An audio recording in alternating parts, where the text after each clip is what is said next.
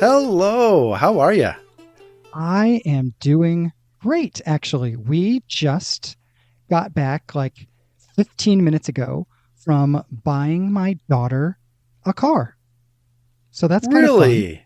Yeah, he's we're in the middle of this giant swap. My It starts with bad news, but my son's car is not well. There's a knocking sound in the engine that means one of the rods is Oh, bent, and yeah. that's not a cheap fix. No. And so that there's a really good chance that means we're going to get rid of his car and he's actually going to get my car and then I'm going to get a new car. But before we do all of that, we just need another car. And so even though my daughter doesn't actually need a car for a couple of months, we decided to get her car because it's the cheap one soon. That way we can think about the expensive purchase a little bit longer. So she's Oh, super yeah. excited. She has a car, and we can kind of think a little bit more about and watch for a better deal on the expensive car we might want to get. I mean, expensive for us. Uh, Still going to be Yeah. used, still going to be cheap, but less cheap. Um, so Yeah. anyway, Yeah. all of that to say, I am doing good. My daughter's going to get home today. She has seen her car. It's kind of a beater, but it's great. It is a Prius with 230,000 miles on it, which means it's got about 700,000 miles left to go. Um, Yeah. Oh, dude, don't I know it? you Well, do. You are the reason that's we buy Priuses. oh man, yeah. Well, that's so ironic because my son's Prius died last week and it had 360,000 miles on it. And for the last 50,000 miles, it has had a check engine light on and multiple codes. And we're like, no, we'll just drive it till it dies. And then it died. And so I just bought him another Prius that had 187,000 miles on it. And I'm like, dude, you got like years left on this thing. For you, So, right? I mean, that's the thing. We lucked out. This has a little bit of body damage on the hood, so it was super cheap. oh, Um, great. so, anyways, how are you doing? I'm doing great. How are you doing? I am also doing great. My brain fog from being sick has cleared. And so I'm reading books again. I am translating. I am studying. My world is complete if I have books happening in my life. And that is what's happening. So I feel great. Well, speaking of, I called you last week, and this is what I want to talk about today. There was a book that I was reading, and I said, "Hey, I want you to read this. I'm giving you a week, and then I want to talk about it." Uh, Yes. so Yes.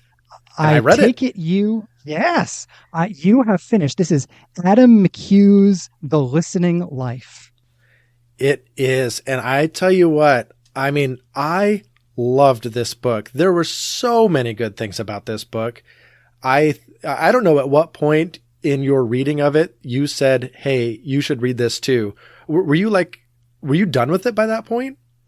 Oh no, I was through maybe chapter 2 and I just thought to myself, "Oh, no. We got to talk about this. This captures so many themes that we think are important in a really beautiful kind of, I mean, not only is the content great, but the writing is beautiful.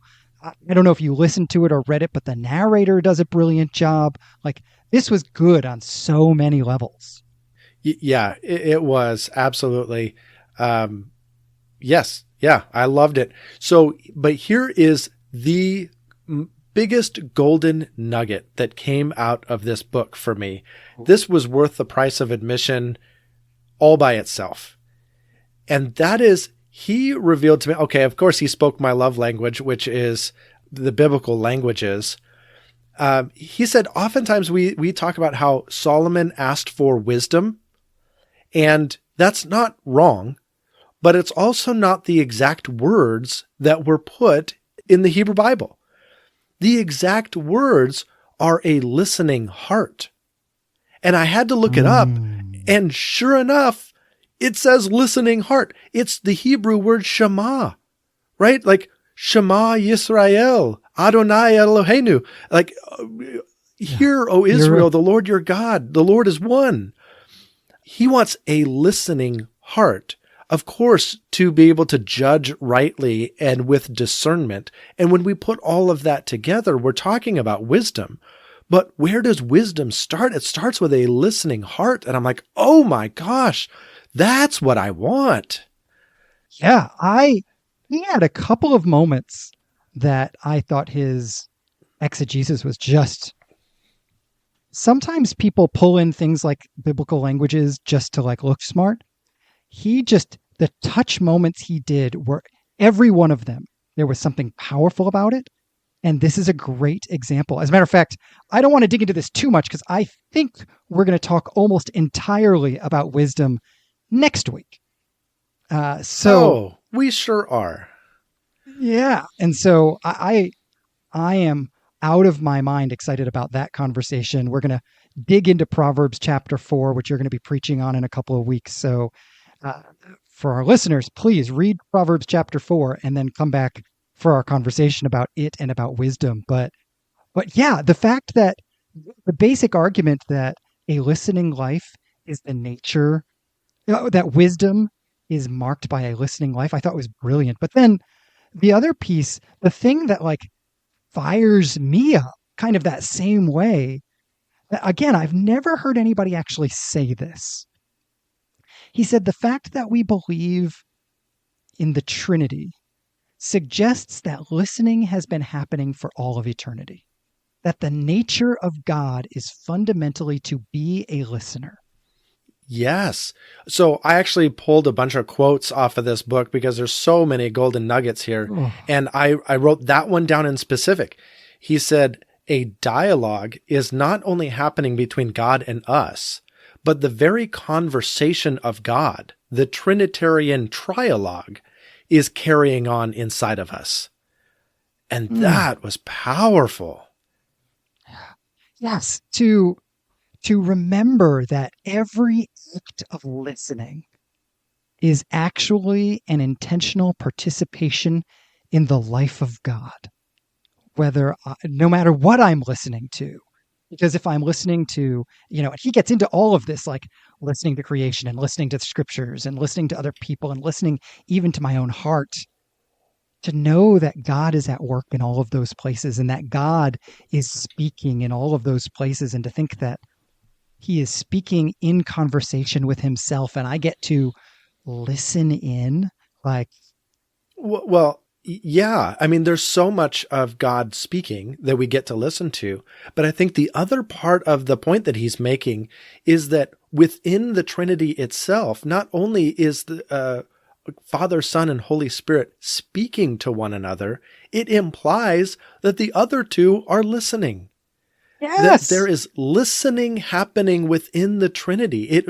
God is a listening God. And in fact, he really even kind of kicks off the book by going, hey, can we just pause and just marvel for a second that God actually is a listening God? Like, really important people don't listen to non-important people. Like, and yet the God of the universe listens to us. Like, that should cause us to pause. Yeah, no, absolutely. In my pastoring work, I had a variety of opportunities to meet some interesting people. When I was in Massachusetts, I got to sit in on a very small meeting with the mayor. When I moved to Springfield, my denomination is centered here, so I've been in some very small meetings with the national superintendent, kind of the head guy in our movement. None of those people, and I don't fault them for this, but none of those people sat there and thought, what does Joshua think about anything? Right. And frankly, none of them should, because I am not qualified to do either of their jobs. And so the thought of God, the creator, the sustainer of all things, pausing to listen to me, not as an interruption in what he's normally doing, but as an extension of the listening that is happening within the Trinity. He is being himself and still listening to me. As much as we take that for granted, when he just said all of that way, it blew me away. Yeah. And if I jump to the end of the book as to help put this in perspective, this is, Paul often makes the how much greater argument, where he takes a thing and says, if it works this way in this sphere, how much more does it work in the heavenly sphere? And so I want to make a similar argument here by jumping to the end of the book. And he challenges us as a Christian community to flip listening on its head. And he said, what if instead of coming to church to be preached to, people came to church to be heard? What if the body of believers was known less as a preaching community and more of a listening community?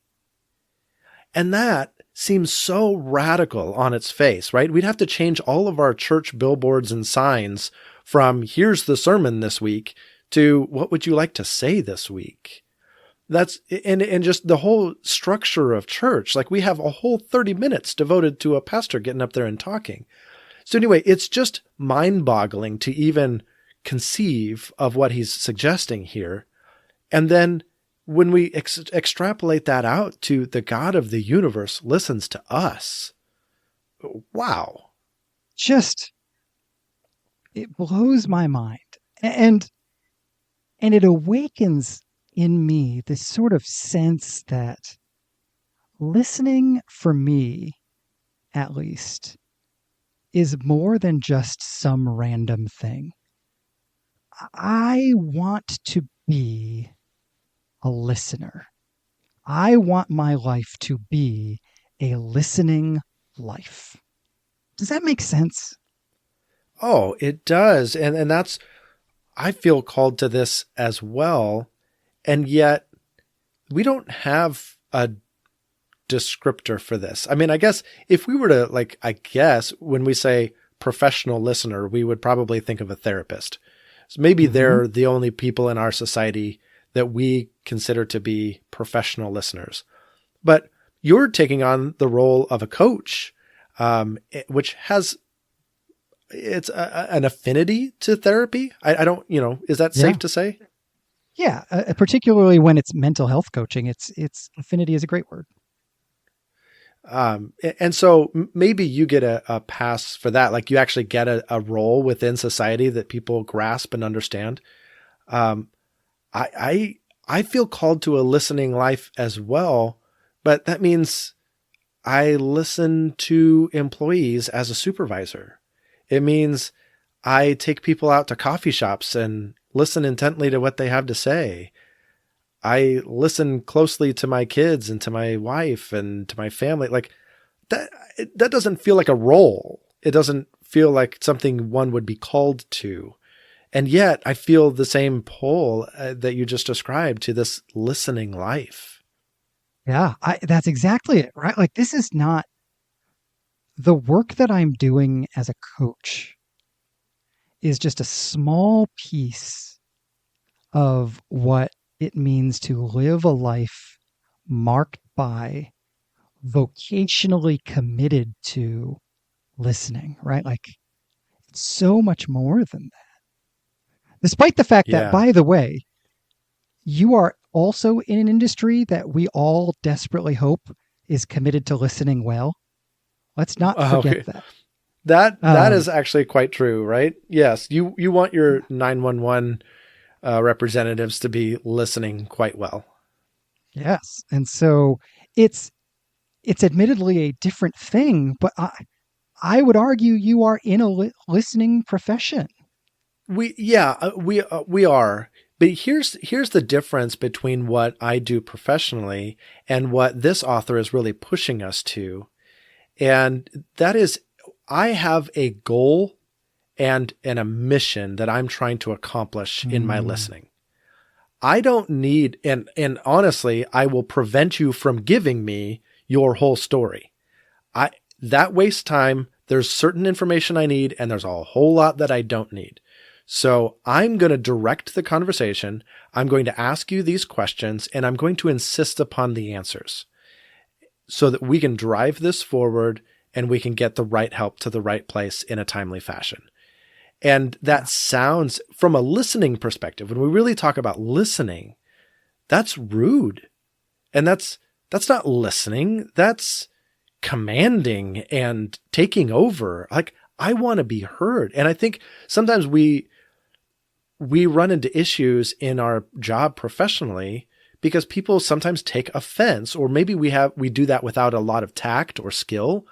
We really try to drive the conversation where it needs to go. It's actually the right thing to do, but it feels abrasive, or it can feel abrasive to somebody. So the listening life, though, does not have a goal or an end or a destination we're trying to drive things to.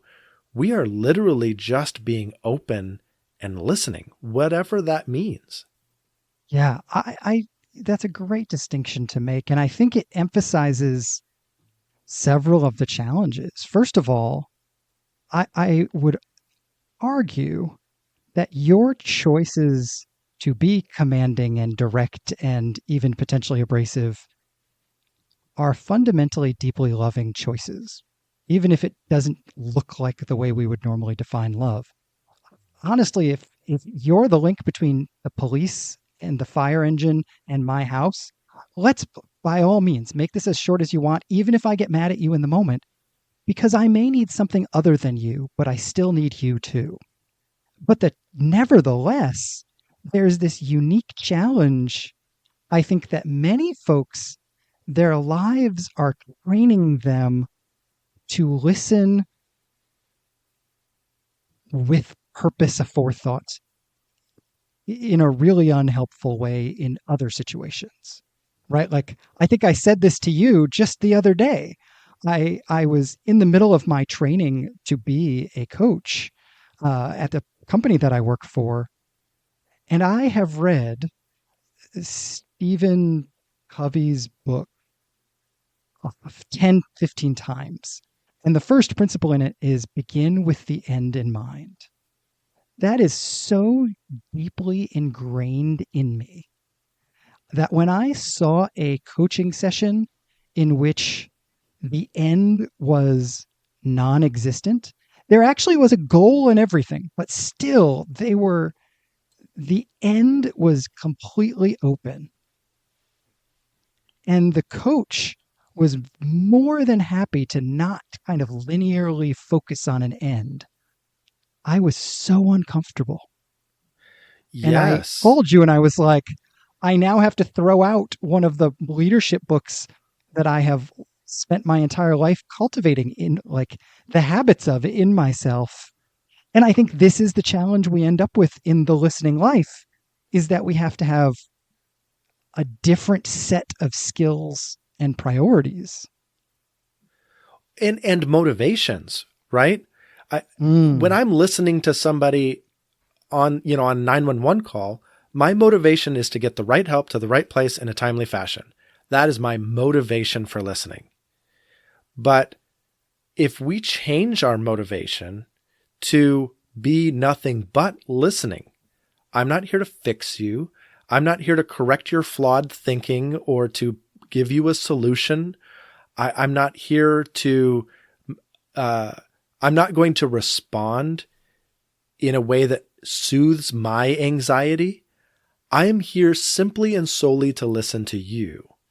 And so there's this great quote that he has. Basically, he said, we have to want to listen. He said, so if desire is a key to good listening, the root of bad listening is not flawed technique, but a lack of motivation. Motivation will cover any number of listening transgressions.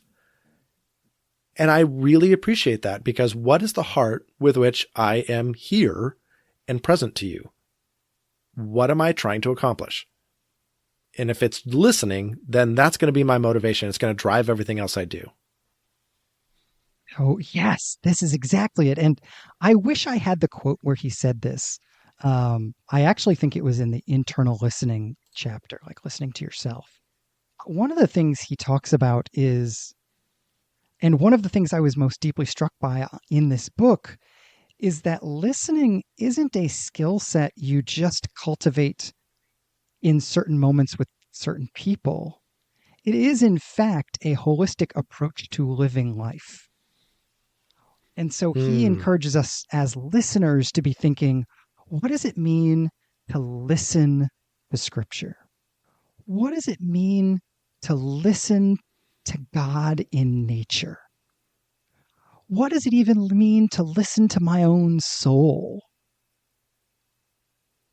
I think all of those kinds of things give us, all those areas give us just a host of opportunities to practice what you just described. A listening that is not trying to control. Yes. Yes. And a listening that is willing to be vulnerable. Hmm? He talks in a couple of different places. He doesn't really use the word vulnerable, but in a number of different places, he references ideas that really I would categorize as vulnerability. First, he talks about how listening starts with listening to yourself, listening to your own life, and being willing to acknowledge the way that you feel about certain things and naming emotions and those types of things. And I'll tell you, I grew substantially in my skill as a listener when I learned to name and experience my own emotions, because then I could understand the emotions of someone else. I could empathize with them. I could literally put myself in their shoes. Even if I'd never experienced that exact situation before, I know what it is within myself to feel a variety of different emotions. And so if I can be adept at feeling my own emotions, naming them, understanding them, wrestling with them, one, I can put myself in their shoes a lot easier. And two, I can notice when things arise within myself as I listen that cause me anxiety, that cause me some self-doubt or whatever else may arise within me. And I can name it, I can set it aside, and I can come right back to listening. And those are skills that only come with a measure of vulnerability about listening to ourselves. Absolutely. Well, and I would add, and maybe this is kind of a combination of those two, but another skill, or maybe another level of the empathy skill that comes from being able to name your own emotions, is being able to recognize what emotions come up in you because of the person's story that you're listening to, and then and the moment I recognize, let's say you're talking about we talked about cars a lot. Let's say you're talking about, your car breaking down. I might have certain emotional responses as a result of my experience with cars breaking down. And until I recognize that I'm having those feelings, one of the easiest things for me to do is assume you're having the same feelings I would have. When you might not. I might be super upset about the fact that my car broke down. You might be like, man, this was a piece of junk. We were just dying for it to break so that now we can get a new car. We just didn't feel like we could until this broke. And you might be thrilled. I don't give you the space to have emotions until I recognize my own emotions and how easy it is for me to assume them into your story. Well, or the opposite, or not the opposite, or we are feeling a very similar emotion. So I was just meeting with somebody today who was expressing their own self-doubt around an area of spirituality and feeling like, man, other people have this thing together and I don't seem to have that same ability. Like I try and I try and I try and I just don't have the same skill set. and I want that skill set and I don't have it. And as they were saying those things, I was evaluating my own skill set in that area and also feeling like, oh, I probably don't have it all together. I know there are people that have this skill set to a much higher degree than I do. I too am feeling like I should be better in this area. And so I started to feel some of those same emotions about myself. And sure, okay, it sounds like we're probably experiencing the same emotions, but it's still not helping me listen. Because now I'm focused on me. He used a great analogy throughout the book. There's this arrow that lives over top of two people that are in dialogue. And the arrow is, where is the attention centered? And the arrow is constantly pressing to point to you. And you have to actively work to point that arrow back at the other person.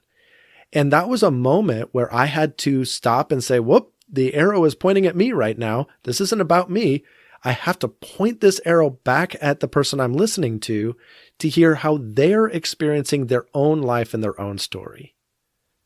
Absolutely. Well, and I'll be honest. So I loved his arrow analogy, but this is one of the places I may have disagreed with exactly the way he worded this. And I'm curious how you feel about this. He said, you captured exactly what I walked away from that with. One of the challenges that I think, or the dangers of this sort of, I got to force myself to get back into the listening space is, or to force the arrow to point back at the other person, is sometimes, at least in my experience, that act of returning the arrow towards the other person, step one is acknowledging my own feelings, noting them, and being willing to accept them and set them aside. But if I try to set them aside without becoming aware or accepting them, it becomes problematic. I actually can't turn the arrow. It's one of those things, if I try to shove the arrow in the other direction, I can't. But if I gently try to turn the arrow back in the other direction, it turns just fine. There's a gentleness to it for me that his words didn't quite capture. And I wondered if you find that to be true as well, or if that's just me. I didn't have the same reaction to it in the moment that you described, but I absolutely agree with you in terms of the gentleness required to turn that arrow. You can't just shove down your emotions or your self-doubt or what have you and just be mad at yourself for it or think I should be better. Now let me move on. You can't. Yeah, there has to be a level of acceptance or a level, at the very least, a gentle acknowledgement. That's a wound I still need to deal with. Okay, I can deal with that later. But that's still a gentle response. It might not fully resolve everything that you've got going on under the surface, but it's at least a gentle response that says, okay, we touched on something there. I'll come back to that. Now let me go back to listening. Let me turn this arrow back to the other person. Yeah, my coach trainer says she always envisions herself to have a bookshelf next to her. And whenever these moments come up, she thinks to herself, that's an interesting book. Okay, I'm going to close it now and put it back on the shelf and come back to it later. But it's on the shelf for later when I'm ready for it. And yeah. And just to be clear, I'm sure that I was reading more of myself into this moment than necessarily the author. I doubt the author was saying, just force yourself to listen. That would be very inconsistent with everything else he has said in the book. But yes, that's what it brought up for me anyway. Well, and so one of the things that he brings up that I think falls perfectly in line with this is the way that we Christians tend to respond to that discomfort that lives in us as we listen. One of our bad habits as Christians is to take whatever anxiety wells up within us during the listening process and respond by quoting the Bible. And I'm going to give two quotes from his book that I think are wonderful. One is, few things shut down a person in pain faster than quoting the Bible at them. Mm-hmm. And man, is that so true. We don't need to just slap a Bible verse on there anyway, I think it speaks for itself. Here's the other thing that he said. He's really envisioning his role as a chaplain that he had in the hospital and going in and praying for people. This is kind of what he has in mind when he says this. He says, speaking truth into situations of pain is distracting. You get to stand behind your pulpit of your intercessory prayer that sounds a lot like a sermon, and the other person is a captive audience, and I love this. The other person is a captive audience trapped in the pew of your anxious truth.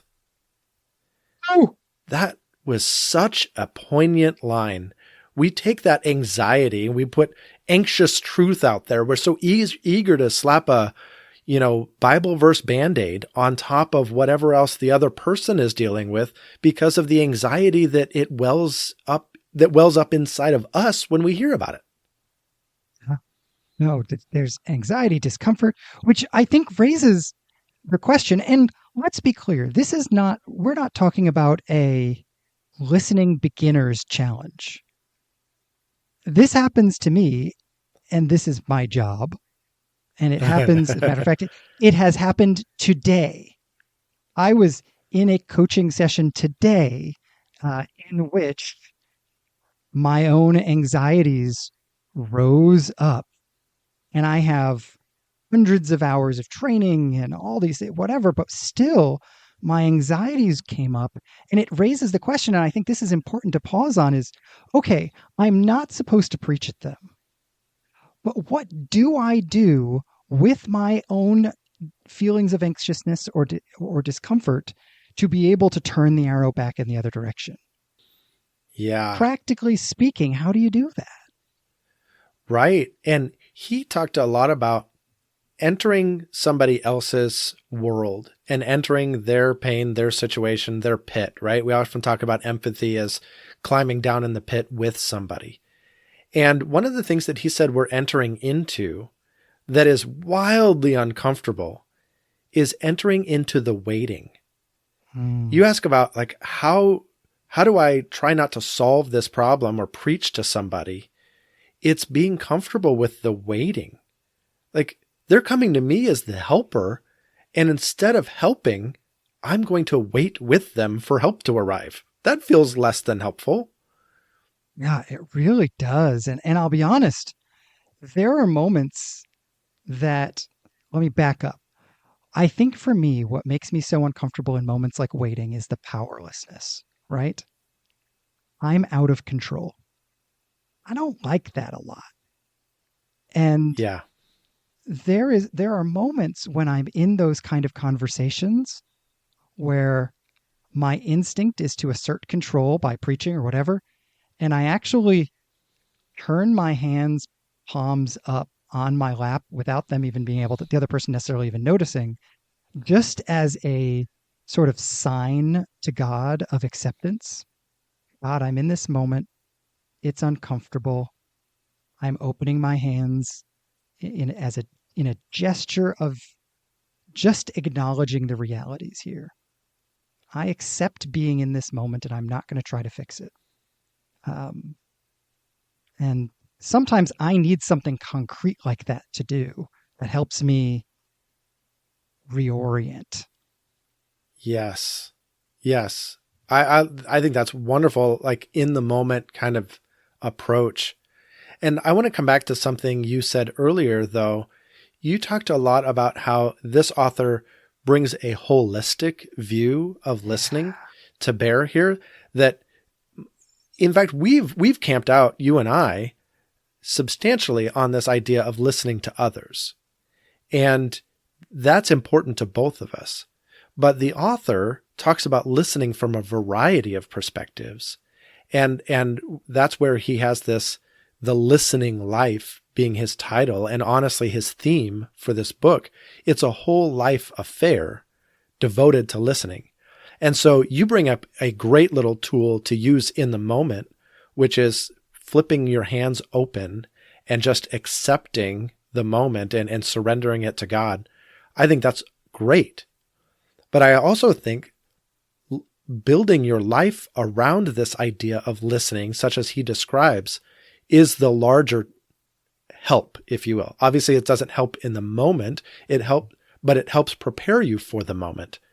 And so he talks about listening, obviously, to scripture, listening to ourselves, listening to God.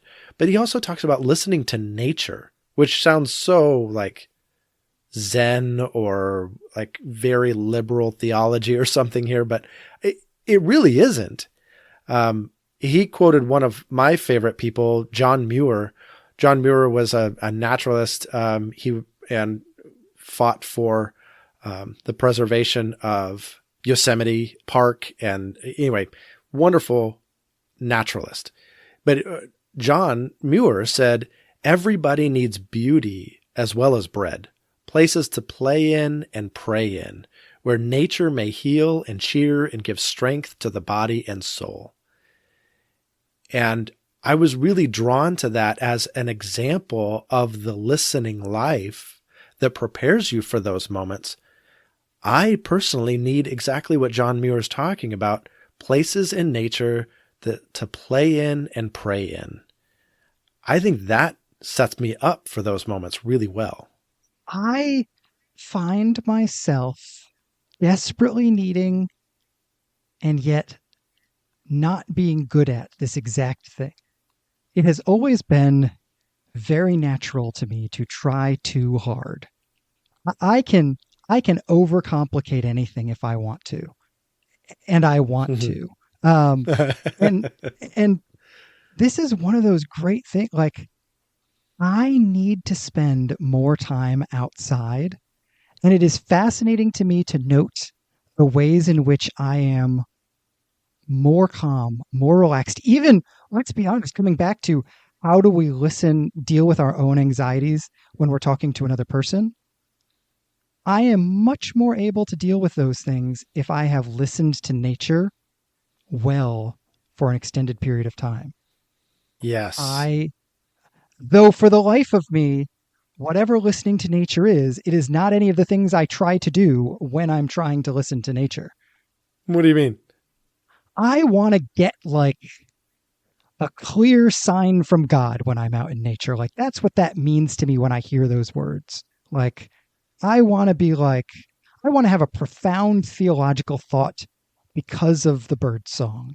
I want to be like captivated by the fact that God's might and power are as big as the mountain in front of me, or something like something that's a very X plus Y equals Z sort of experience of nature. Does that make sense? Yeah. You want the grand vision. Yeah. And I am always walking in, like, looking for that to happen to me. Like, all right, is this the moment I'm going to be awed? Am I going to be astounded in this moment? Is this like, that is not a helpful thing. But right. What is the thing that I'm reminded about coming to nature? And this is actually from a different book on spirituality that's really about Jonathan Edwards' spirituality. It's called Formed for His Glory. And one of the things Edwards talks about is that our spiritual practices are ways of making room for God's grace in our life. The work is God's work, not my work. And that is nowhere more true. And maybe this is the biggest thing I ever get out of going into nature, is that I don't get to control, I don't get to force this.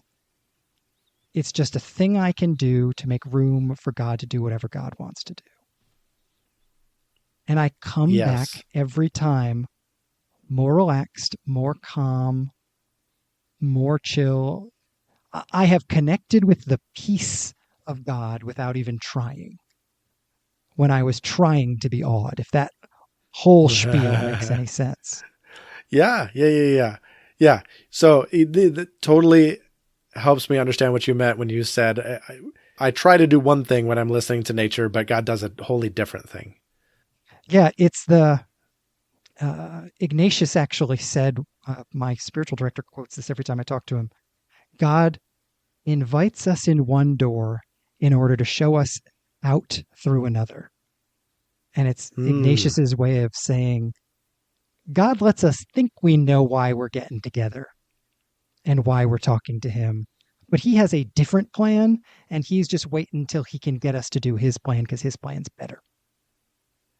Well, and how much more, if we can't even figure out our own plan and our own purpose for meeting with God, how can we presume to give advice or speak about the plan for somebody else? Like, why not just have the humility to give them space to wrestle and to wait? Because we can't even answer the question for ourselves, let alone for somebody else. Yeah, well, and to draw these two things together, I often need to give my own journey and my own heart that space. I need to give that to others and to myself. I don't get to control my journey any more than I get to control anybody else's. There are so many variables, and I just am in the moment that I'm in. I'm having the feelings, I'm having the thoughts. It's all just here, and whipping myself into shape or whipping somebody else into shape are not helpful, despite the fact that this was the general thing I tried to do as a pastor for 20 years. Like, Yes. I love this idea that it is non-directive listening. It is non-judgmental, right? Like I feel like that word gets overused, but in this case I think it's exactly right.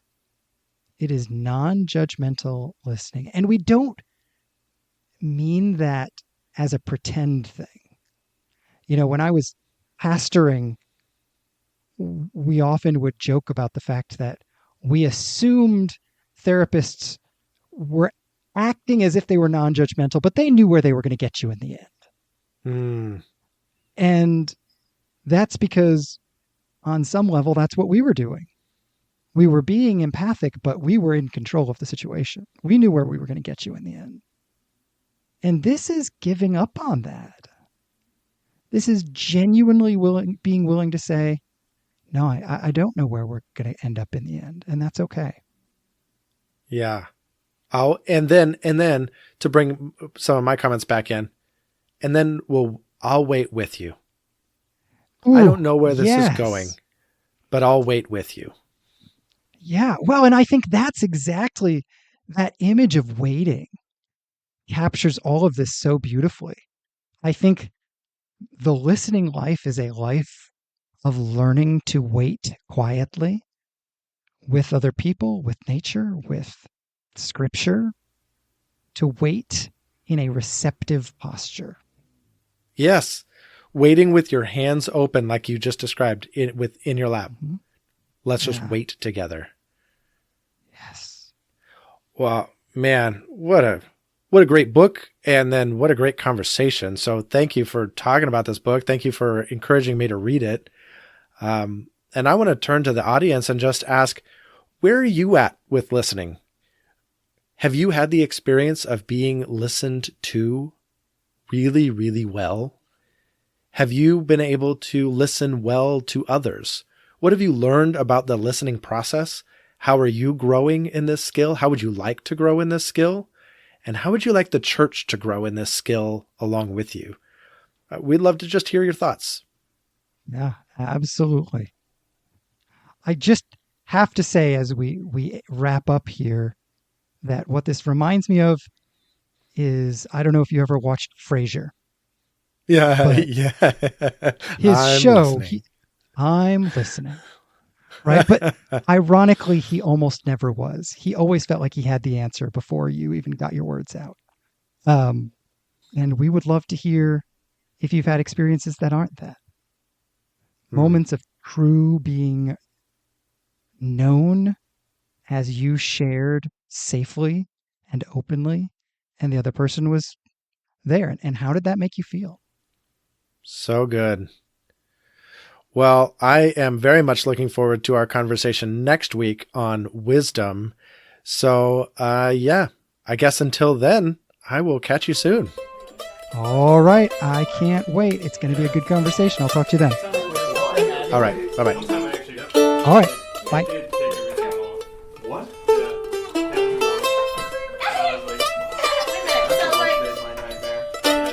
What's the car plan?